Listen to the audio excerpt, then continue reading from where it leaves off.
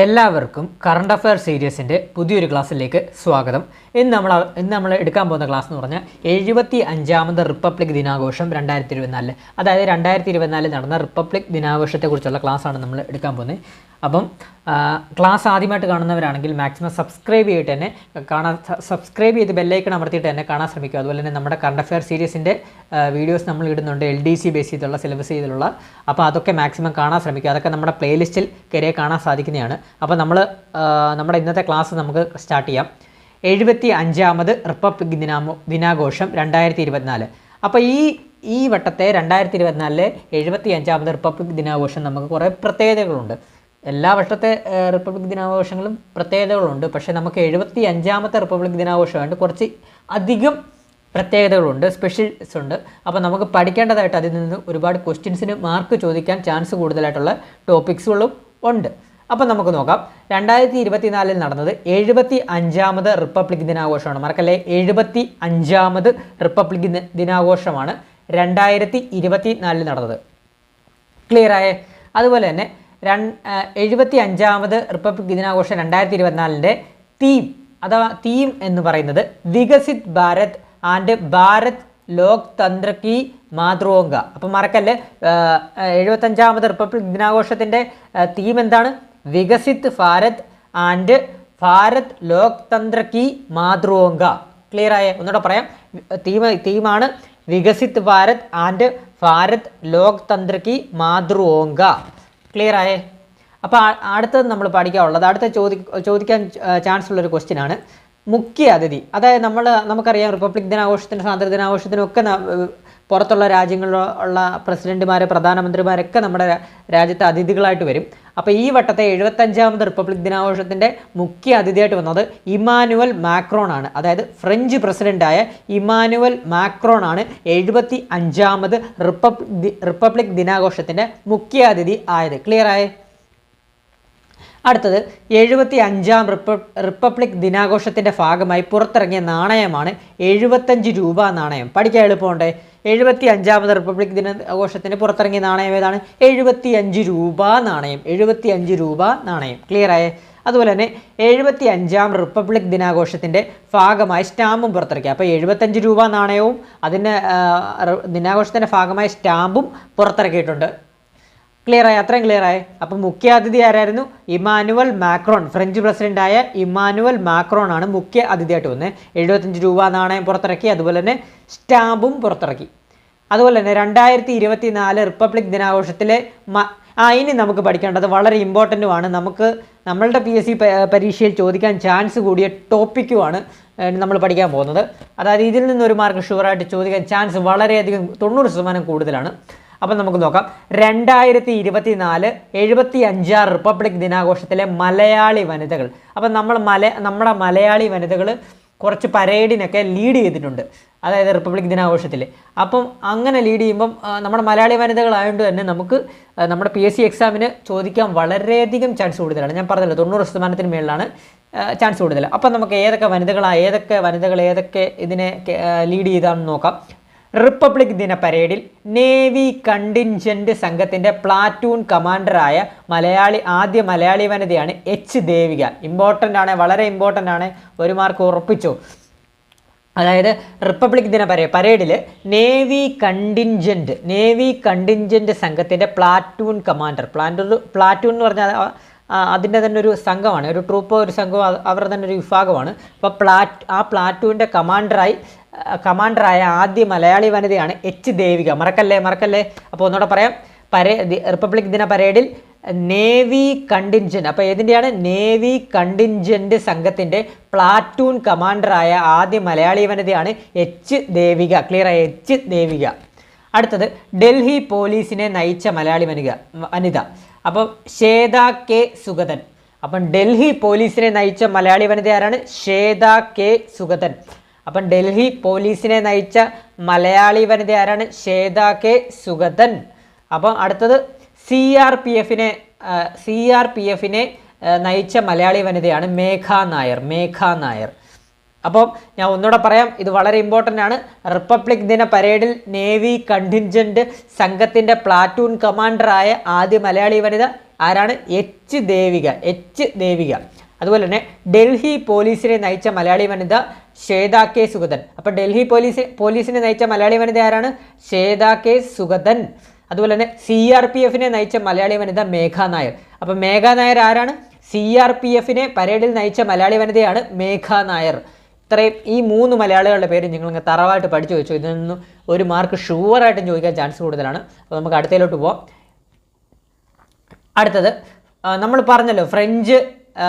പറഞ്ഞല്ലോ മുഖ്യ അതിഥി ഇമ്മാനുവൽ മാക്രോൺ, ഫ്രഞ്ച് പ്രസിഡന്റായ ഇമ്മാനുവൽ മാക്രോൺ ആണ്. അതുകൊണ്ട് തന്നെ ഫ്രഞ്ച് സൈന്യം 2024 റിപ്പബ്ലിക് ദിനാഘോഷത്തിൽ പങ്കെടുത്തു. അപ്പോൾ ഫ്രഞ്ച് പ്രസിഡന്റും വന്നതോടുകൂടി ഫ്രഞ്ച് സൈന്യം വന്നു. അപ്പോൾ ആ ഫ്രഞ്ച് സൈന്യവും നമ്മുടെ 2024 75 റിപ്പബ്ലിക് ദിനാഘോഷത്തിൽ പങ്കെടുത്തു. അതുപോലെ തന്നെ ISRO അവതരിപ്പിച്ച ടാബ്ലോയുടെ പ്രമേയമാണ് ചന്ദ്രയാൻ 3.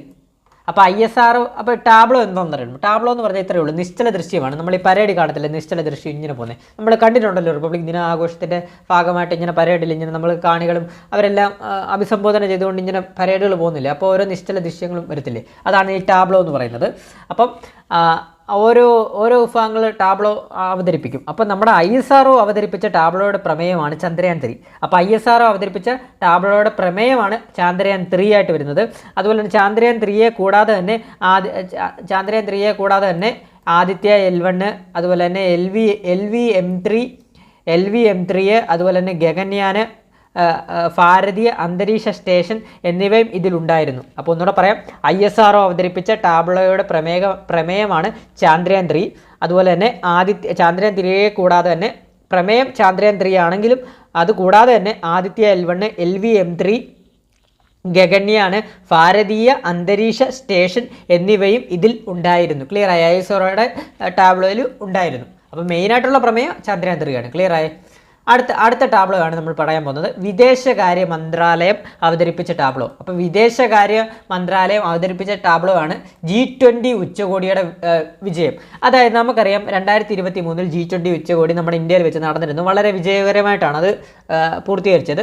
അപ്പം G20 ഉച്ചകോടി നടക്കാനാണ് മെയിൻ കാരണം ആരാണ്? ഏത് വകുപ്പാണ് G20 എന്ന് പറഞ്ഞാൽ 20 രാജ്യങ്ങളുടെ കൂട്ടായ്മയാണ്. അപ്പോൾ ഏത് വകുപ്പായിരിക്കും വരുന്നത്? വിദേശകാര്യ മന്ത്രാലയമല്ലേ വരുന്നത്.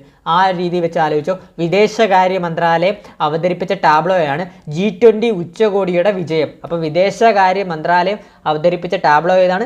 G20 ഉച്ചകോടിയുടെ വിജയം. ക്ലിയറായ? ഇത്രയും ക്ലിയറായ? ഇനി നമ്മൾ പറയാൻ പോകുന്നത് വളരെ ഇമ്പോർട്ടൻ്റ് ആയിട്ടുള്ളതാണ്. അതായത് നമ്മൾ പരേഡിൽ, അതായത് ഞാൻ പറഞ്ഞുതരാം, 75ാമത് റിപ്പബ്ലിക് ദിനത്തിൻ്റെ സ്മരണയ്ക്കായി ആരംഭിച്ച ഒരു വർഷം നീണ്ടു നിൽക്കുന്ന പാൻ ഇന്ത്യൻ ക്യാമ്പയിനാണ് ഹമാര സംവിധാൻ ഹമാര സമ്മാൻ. അപ്പോൾ ഇതൊക്കെ പരീക്ഷയ്ക്ക് ചോദിക്കും. ഹമാര സംവിധാൻ ഹമാര സമ്മാൻ എന്ന് പറഞ്ഞാൽ എന്താണെന്നൊക്കെ ചോദിക്കും. അപ്പം അതെന്താണ് നമ്മൾ പറയേണ്ടത്? 75ാമത് റിപ്പബ്ലിക് ദിനത്തിൻ്റെ സ്മരണയ്ക്കായി ആരംഭിച്ച ഒരു വർഷം നീണ്ടു നിൽക്കുന്ന പാൻ ഇന്ത്യ ക്യാമ്പയിനാണ് ഹമാര സംവിധാൻ ഹമാര സമ്മാൻ എന്ന് പറയുന്നത്. അത് ഉദ്ഘാടനം ചെയ്തത് ജഗദീപ് ധൻഖർ ആണ്. ധൻഖർ ആരാണ്? നമ്മുടെ ഉപരാഷ്ട്രപതിയായ ജഗദീപ് ധൻഖർ ആണ്. അത് ഹമാര സംവിധാൻ ഹമാര സമ്മാൻ എന്ന പാൻ ഇന്ത്യ ക്യാമ്പയിൻ ഉദ്ഘാടനം ചെയ്തത്. അപ്പോൾ എന്താണ് ഈ ഹമാര സംവിധാൻ ഹമാര സമ്മാൻ എന്ന് പറഞ്ഞത്? അതൊരു പോർട്ടലാണ്. അത് പോർട്ടലാണ്. നമ്മൾ ഒരു വർഷം നീണ്ടിരിക്കുന്ന നമ്മുടെ ഒരു ക്യാമ്പയിനാണ്. അതായത് നമ്മളുടെ നീതിന്യായ വകുപ്പാണ് അത് സംഘടിപ്പിച്ചത്. ഈ ഹമാര സംവിധാൻ ഹമാര സമ്മാൻ എന്ന് പറഞ്ഞു ജസ്റ്റ് ഒന്ന് അറിഞ്ഞാൽ മതി. അത് നമ്മളുടെ ഓരോ പൗരൻ്റെയും അവകാശങ്ങളെയും നിയമ അവകാശങ്ങളെക്കുറിച്ചുള്ള അവബോധവും കാര്യങ്ങളും ഒക്കെയാണ് ആ ക്യാമ്പയിൻ കൊണ്ട് ഉദ്ദേശിക്കുന്നത്. അപ്പോൾ ക്യാമ്പയിൻ ആരാണ് നടത്തുന്നതിനോടൊന്നും അറിഞ്ഞിരുന്നു? നീതിന്യായ വകുപ്പാണ് നടത്തുന്നത്. ക്ലിയറായ? അപ്പോൾ നമ്മൾ പഠിച്ചു ISRO അവതരിപ്പിച്ച ടാബ്ലോയുടെ പ്രമേയം പഠിച്ചു. ചന്ദ്രയാൻ 3 വിദേശകാര്യ മന്ത്രാലയം അവതരിപ്പിച്ച ടാബ്ലോയാണ് G20 ഉച്ചകോടിയുടെ വിജയം. അത് നമ്മൾ പഠിച്ചു. പിന്നെ 75ാമത് റിപ്പബ്ലിക് ദിനത്തിൻ്റെ സ്മരണയ്ക്കായി ആരംഭിച്ച ഒരു വർഷം നീണ്ടു നിൽക്കുന്ന പാൻ ഇന്ത്യ ക്യാമ്പയിനാണ് ഹമാര സംവിധാൻ ഹമാര സമ്മാൻ. അത് നമ്മൾ പഠിച്ചു. ഉദ്ഘാടനം ചെയ്തത് ജഗദീപ് ധൻഖർ ആണ്. ഉപരാഷ്ട്രപതി ജഗദീപ് ധൻഖർ ആണ് ഉദ്ഘാടനം ചെയ്തത്. അത് നമ്മൾ പഠിച്ചു. ഇനി നമ്മൾ പഠിക്കാൻ പോകുന്നത് 2024 റിപ്പബ്ലിക് ദിന പരേഡിലെ മികച്ച ടാബ്ലോയ്ക്കുള്ള പുരസ്കാരം നേടിയത്. അപ്പം നമുക്കറിയാം ഓരോ നിശ്ചല ദൃശ്യത്തിനും പുരസ്കാരങ്ങളുണ്ട് നമ്മുടെ റിപ്പബ്ലിക് ദിന പരേഡിലൊക്കെ പങ്കെടുക്കുന്നത്. അത് ചിലപ്പോൾ ഓരോ സംസ്ഥാനങ്ങൾ ഈ കോമ്പറ്റീഷനൊക്കെ പോകുന്നുണ്ട്. നമ്മുടെ കേരളവും പോയിട്ടുണ്ട്. പക്ഷേ ഈ വട്ടത്തെ 2024 റിപ്പബ്ലിക് ദിന പരേഡിലെ മികച്ച ടാബ്ലോയ്ക്കുള്ള പുരസ്കാരം നേടിയത് ആരാണ്?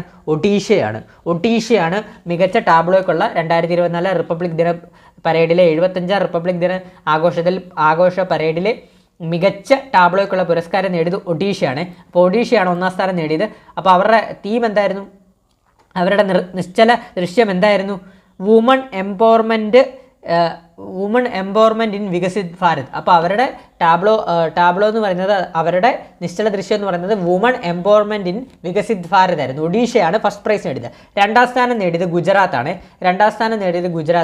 ഗുജറാത്തിൻ്റെ ടാബ്ലോ എന്ന് പറയുന്നത് Dhordo a global icon of Gujarat border tourism. അപ്പം ഇതിൽ നിന്ന് നമുക്ക് വേറൊരു മാർക്ക് കൂടെ കിട്ടും. അതായത് നമ്മുടെ വേൾഡ് ടൂറിസം ഓർഗനൈസേഷൻ്റെ UNWTOയുടെ 2023 മികച്ച ടൂറിസം വില്ലേജായി തിരഞ്ഞെടുത്തതാണ് ഈ ഡോർഡോയെ.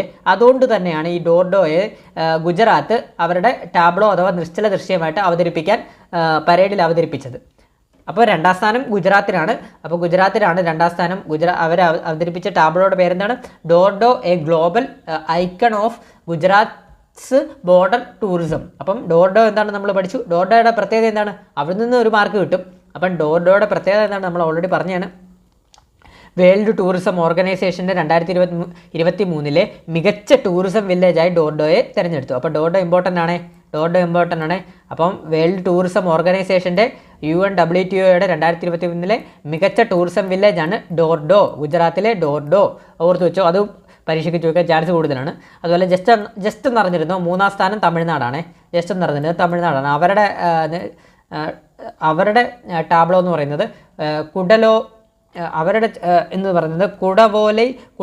കുടവോലെ system in ancient Tamil Nadu mother of ഡെമോക്രസിയാണ്. അതായത് ചോള കാലഘട്ടത്തിൽ നിലനിന്നിരുന്ന തെരഞ്ഞെടുപ്പ് സമ്പ്രദായമാണ് ഈ കുടവോല സമ്പ്രദായം. അതിനെക്കുറിച്ചുള്ളൊരു പ്ലോട്ടായിരുന്നു അവർ പരേഡിൽ അവതരിപ്പിച്ചത്. അപ്പം ഇപ്പോൾ പറഞ്ഞത് നമുക്കൊന്നുകൂടെ പറയാം. ഇതോടെ നമുക്ക് പഠിച്ചു പോകാം. 2024 റിപ്പബ്ലിക് ദിന പരേഡിലെ മികച്ച ടാബ്ലോയ്ക്കുള്ള പുരസ്കാരം നേടിയത് ആരാണ്? ഒഡീഷയുടെ പ്ലോട്ട് എന്തായിരുന്നു? അവരുടെ ടാബ്ലോ എന്തായിരുന്നു? Woman empowerment in Viksit Bharat. അപ്പോൾ woman empowerment in Viksit Bharat അവതരിപ്പിച്ചതോടാണ് ഒഡീഷയ്ക്ക് 1ാം സ്ഥാനം കിട്ടിയത്. 2024 റിപ്പബ്ലിക് ദിനാഘോഷ പരേഡിൽ 1ാം സ്ഥാനം കിട്ടിയത്. 2ാം സ്ഥാനം ആർക്കാണ്? ഗുജറാത്ത് അവതരിപ്പിച്ചത് എന്താണ്? Dhordo a global icon of Gujarat border tourism. അപ്പോൾ ഡോർഡോ വില്ലേജ് എന്താണ്? ഡോർഡോ വില്ലേജിൻ്റെ പ്രത്യേകത എന്താണ്? വേൾഡ് ടൂറിസം ഓർഗനൈസേഷൻ UNWTO 2023 മികച്ച ടൂറിസം വില്ലേജായി ഡോർഡോയെ തിരഞ്ഞെടുത്തതാണ്. ക്ലിയർ ആയി? അതുപോലെ തന്നെ 3ാം സ്ഥാനം തമിഴ്നാടിന് എന്ത് കണ്ടിട്ട്? തമിഴ്നാടിൻ്റെ ടാബ്ലോ എന്ന് പറയുന്നത് എന്താണ്? Kudavolai system in ancient Tamil Nadu mother of democracy എന്നാണ് തമിഴ്നാടിൻ്റെ ടാബ്ലോ ആയിട്ട് വരുന്നത്. അപ്പോൾ ഇത്രയുമാണ് നമുക്ക് 75ാമത് റിപ്പബ്ലിക് ദിനാഘോഷം 2024 പഠിക്കേണ്ട മാക്സിമം പോയിൻറ്റ്സ് ആണ് ഇത്രയും. അപ്പോൾ നിങ്ങൾ പഠിച്ചു വെച്ചു. ചെറിയൊരു ക്ലാസ് ആയിരുന്നു. എന്നിരുന്നാൽ തന്നെ ഇതിൽ നിന്നൊരു മാർക്ക് വളരെയധികം ഷുവറായിട്ട് ലഭിക്കാൻ ചാൻസ് കൂടുതലാണ്. അപ്പം നമ്മൾ മാക്സിമം കറണ്ട് അഫെയർ ടോപ്പിക്സുമായിട്ട് നിങ്ങൾക്ക് മുമ്പിൽ എത്തുന്നതാണ് ഇനിയുള്ള വീഡിയോസിലെല്ലാം.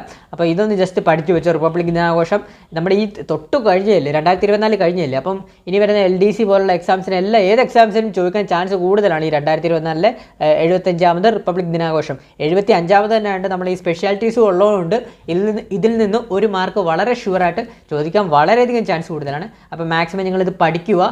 ക്ലാസ്സസ് ഒന്നും അങ്ങോട്ടും ഇങ്ങോട്ടും ഒക്കെ ഒന്ന് മാക്സിമം കാണുക. അതുപോലെ തന്നെ നമ്മുടെ ടെലഗ്രാം ചാനലിൽ ഒന്ന് ജോയിൻ ചെയ്യുക. ടെലഗ്രാം ചാനലിലെ ലിങ്ക് ഞാൻ കമൻറ്റ് ബോക്സിൽ രേഖപ്പെടുത്തുന്നതാണ്. അപ്പോൾ ടെലഗ്രാം ചാനലിൽ നമ്മൾ പോൾസും അതുപോലെ തന്നെ എന്തെങ്കിലും അപ്ഡേറ്റ്സോ കാര്യങ്ങളോ നോട്ട്സും ഒക്കെ ടെലഗ്രാം ചാനലിൽ ഇടുന്നതാണ്. അപ്പോൾ മാക്സിമം അതുകൂടെ നിങ്ങൾ കാണാൻ ടെലഗ്രാം ചാനലിലൂടെ ഒന്ന് ജോയിൻ ചെയ്യുക.